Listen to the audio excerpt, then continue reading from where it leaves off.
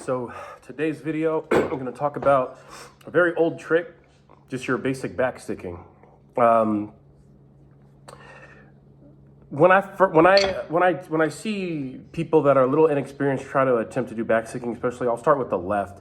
They usually break the wrist like this, and they try to hit the back of the or hit the drum with the back of the stick like this, like in an awkward way, and their elbow kicks out. Imagine, so again, we'll start with the left. Imagine, so for backsticking, you have your basic technique, and just imagine going match grip for a second, right? So it's like we have matched in your right hand. And then, so your fingers are going to, like when you do it fast, kind of like how I was just doing, your fingers, it's gonna kind of look like this on the underside of your hand.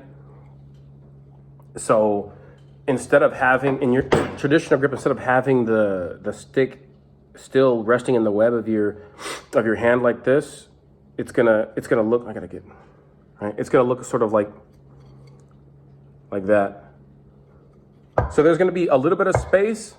So it's not gonna be exactly like how you would do match grip. So it's a trick. So you have to break a little bit of the rules of like normal technique in order to make this happen. And as you notice, my wrist is still straight when I'm doing it. That's really all this backsticking thing is. Hitting the drum with the back of the stick or the butt of the stick, and then coming back, butt, then back, butt, then back. And then you have a nice, cool visual effect right there. And then the right hand, we're breaking some rules of the regular technique too. When I do this one, hitting the drum with the back of the stick by opening your hand, I personally would never advise any regular technique to be opening your hand that much. But for backsticking, it's necessary. Inexperienced players might do backsticking like this in the right?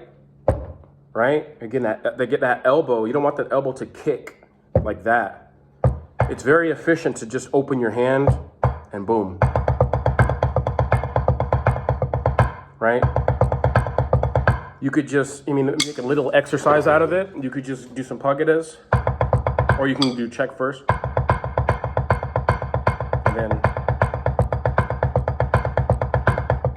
And then you could do the same thing with the left.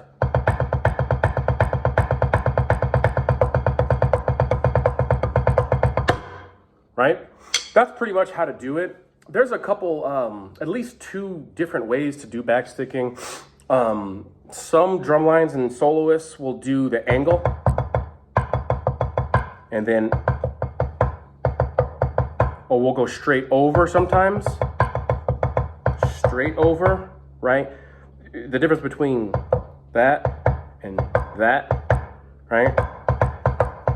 Some people think, so philosophy-wise, some people think that backsticking just straight up and down will be cleaner, right? There's the philosophy with that. And then some people want to backstick at the angle because it's more comfortable and it's deemed more efficient by some. Me personally, as long as I see a drumline that's doing it the same, I don't really have any complaints about it. I think they're both cool. I think they both look cool. With whatever you're doing. Again, as long as let's say we have a 9-man snare line, as long as if everyone's doing it at the angle, as long as it looks good, it looks cool, it's fine. But if we have all different, ways, like most things drumline, if we have all different attempts to do it, then it doesn't look as cool, Some drumlines that have done the angle, like old school Blue Coats, like 2008.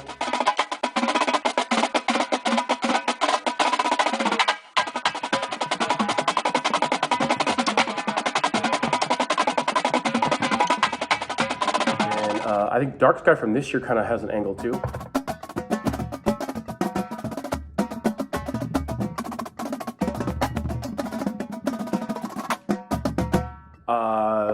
Some straight over. I'm actually, Nowadays, I actually don't see too many straight. I mean, I know they're out there, but I think what's been more popular lately is the angle backsticking.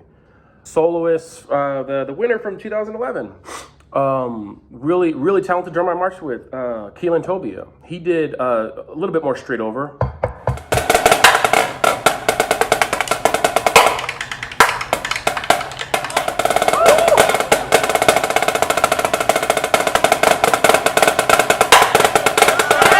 As far as the sound, I would say like it's going to be a slightly different timbre when you hit the drum with the back of the stick.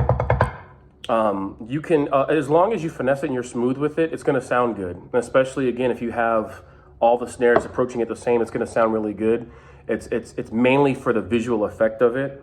And hey, if you want a timbre change, that's cool. You can use it as a timbre change. I've been asked, well, Brandon, how do you get good sound quality when you do a backstick?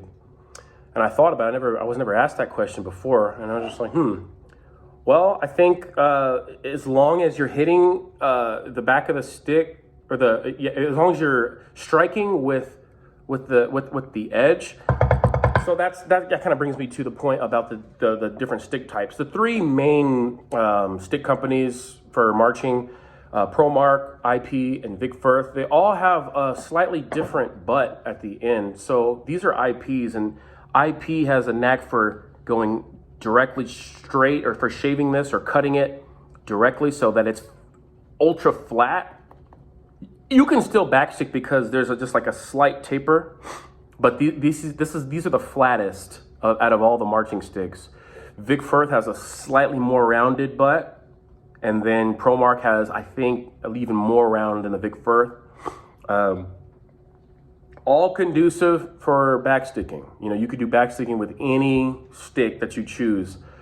Vic Firth actually has if I'm not mistaken, it's Vic Firth that makes the Jeff Queen solo stick, which is specifically designed for backsticking so you can get the optimal sound quality when you're going fast and you're doing all these tricks and all these things, right? So that's backsticking. Take it home. Again, practice it like anything else you do in Drumline. Have fun with it. Put it in your solos, put it in your snare lines, put it in your licks. Have a ball with it. Again, practice it, and I'll see you in the next video.